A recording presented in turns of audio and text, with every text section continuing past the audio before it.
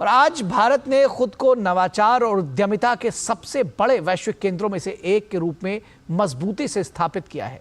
देश का startup ecosystem तेजी से बढ़ रहा है। साल 2014 से 2023 के बीच स्टार्टअप की संख्या कई गुना बढ़ गई है, जिसने नवाचार, क्रांतिकारी विचारों, प्रौद्योगिकियों के केंद्र के रूप में देश की प्रतिष्ठा को बढ़ाने में महत्वपूर्ण भूमिका निभाई है।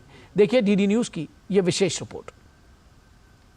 पर विकास और नवाचार का पावर हाउस बनकर उभर रहा है, क्योंकि भारत स्टार्टअप इकोसिस्टम की सफलता को धरातल पर साकार कर रहा है।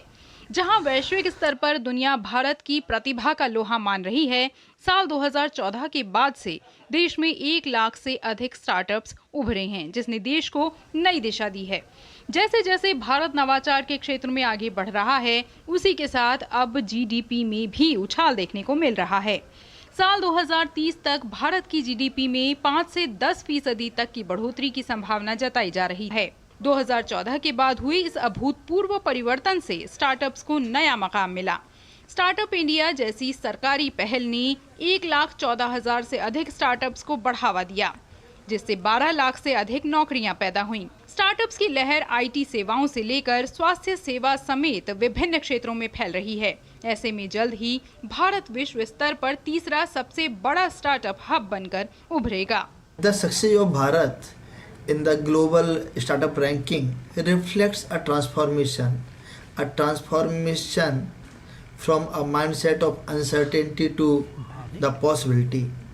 Now you can experience a journey from it can't be to it can be.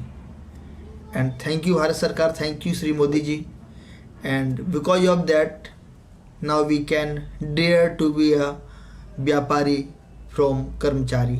सिर्फ 2019 में भारत में तकनीकी क्षेत्र में 1300 नए स्टार्टअप्स उभरे, जिनमें महिला उद्यमियों की महत्वपूर्ण भूमिका है, जो स्टार्टअप इकोसिस्टम का 14% हैं।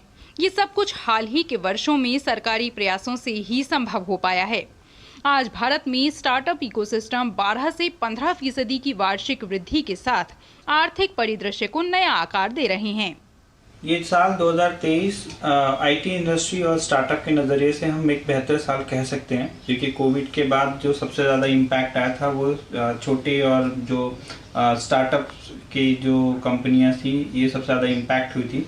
But thanks to Indian government policies and specially thanks to Modi ji, जिन्होंने समय रहते ही बहुत बेहतरीन पॉलिसीज़ बनाई और उसको अप्लाई भी किया। प्रगति, नवाचार और आर्थिक कौशल के नए युग में प्रवेश के लिए मंच तैयार है, जिसमें भारतीय स्टार्टअप्स देश की नियति को आकार देने में सबसे आगे हैं। तापस भट्टाचार्य की रिपोर्ट, डीडी न्यूज के लिए। और खेल मंत्रालय के निर्देश पर कार्य